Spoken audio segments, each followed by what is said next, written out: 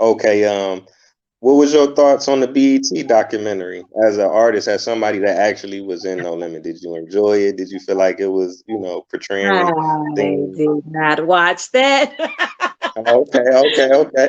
I didn't, yeah. I mean, I had people like telling me little things about it, but yeah, I didn't watch it. I got enough feedback from people that did watch it. Right, right. Yeah, Well, I appreciate that. I mean, you was there, so that's good enough. right. I ain't gonna hold you up too much longer, Queen. So, That's okay, okay. are you still recording music? Are you working on any upcoming projects, any books, movies, documentaries, songs, anything, clothing line? Well, this is the thing, and I think that this is what a lot of people don't know because I kind of retired Miss Peaches a while ago. um and because my real name is Aldrima, um I started leaning more towards to who I really am outside of my nickname. Um and I have put out music under my real name. I've put out music under um, my YouTube, and my name is Aldreamer. Um, and I've put out R&B. I put out an EP before back in 2015, I believe. And since then, I'll put like a song out every now and then. And nowadays, I am lean more towards gospel.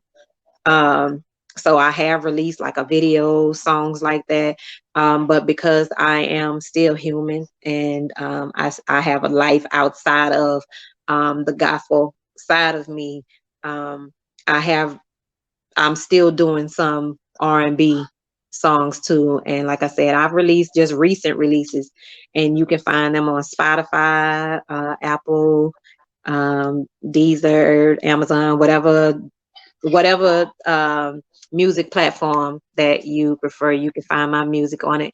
Like I said, and it's under my real name. And the thing about it is, even if you went to Miss Peaches, I've tried my best to connect everything to where whether you're looking for Miss Peaches, it's going to eventually get you to Our Dreamer. So yeah.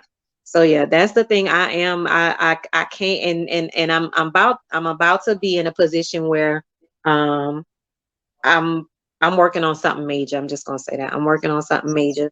And once once it goes, you'll hear about it. But in the meantime, in the Right, right. meantime, in the meantime, you can go look up, like I said, some of the songs that I released. Because the thing about it is, a lot of people be like, well, why you change the name? And people not gonna really like Al Dreaming this. That's who I am. So, that's just like saying, we don't want Fantasia to be Fantasia. We don't want Monica to be Monica. We don't want Brandon to be Brandon. I realized that these people are, when I got into No Limit, is just like they just ran with my nickname because that's who everybody called me, Peaches, Mhm. way before No Limit. But who I am is Al Dreamer, and she's not as rough and rugged as Peaches.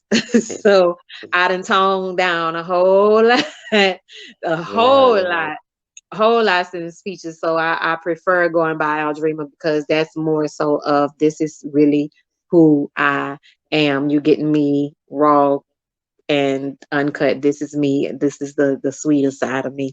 Um, I still got the little ratchet in me, but it's still it's the sweeter side of me. And like I said, like that's who I am. And but my sound is the same.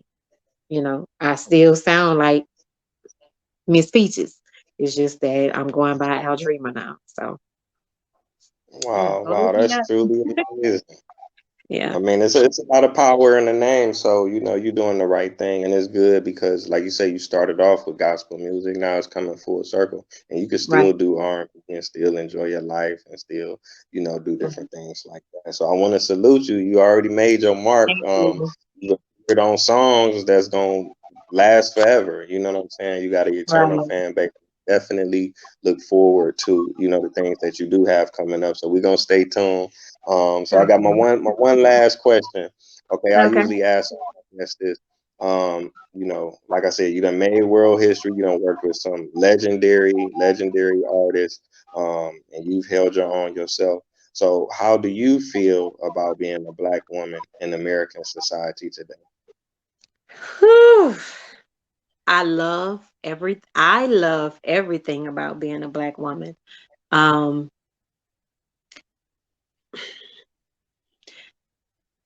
and I don't even want to this on a whole nother level, but I feel like just by you, the way that you approach me, um, in a message, you're already there. I don't even like using the term black woman.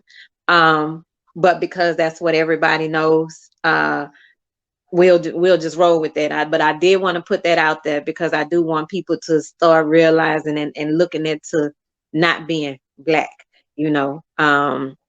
being what we truly are. Um, but it's like it's the best thing, but what makes it hard is that the black woman is the woman that everybody wants to be. Every woman, should I say. Every, you have a few. I don't want to make that such a broad statement, but the climate that we've always lived in, um, our noses, our mouths, our bodies used to be the shame of everything, and now it's the body that everybody wants. So one of the one of the what's the word I want to use? One of the things that we have riding against us as a black woman, anybody that wants to be you, 9 times out of 10, they envy you. And to be envied is dangerous because that's what makes you a target. And um, you know, being in the society that we live in and with racial issues and all that stuff like that, is not so much that people hate the black woman. They love the black woman. They love us so much that they hate her. If that makes any sense, they love us so much that they hate her. They know that we are the original woman, and we created everybody's life. Um, and so, of course, you're gonna have women that hate that. So one of the just the biggest things that I think that and I've contributed to the very poison of black women, um, because when you're young and dumb, you're just young and dumb, as just the reality of it. I think that as a black woman, we have to be mindful of how we carry ourselves as a black woman and how we carry other black women. You know, I used to uh rap all the time, so of course it was always, and I'm that bitch this and I'm that bitch that, and I wonder why I always attracted dogs. So you know, being a black woman, we have to realize that we're the key. We are the key. We are the power behind the black man. Um, Ooh, and we are the power behind black children. We are the driving force. So um one of the things that kind of, that I love music, but I don't love the industry, because I hate what the industry has depicted the picture of the black woman to be. Um, and growing up as a little girl, like we used to get slapped on our legs, on our tail, if our mothers or grandmothers or aunties or whatever caught us with our legs open, sitting with our legs open. And now that is the epitome of what the black culture is. Black women just disrespecting themselves and disrespecting others, and just that makes it hard. It makes it hard because um when you constantly, and I'm not saying us, um but people outside of us,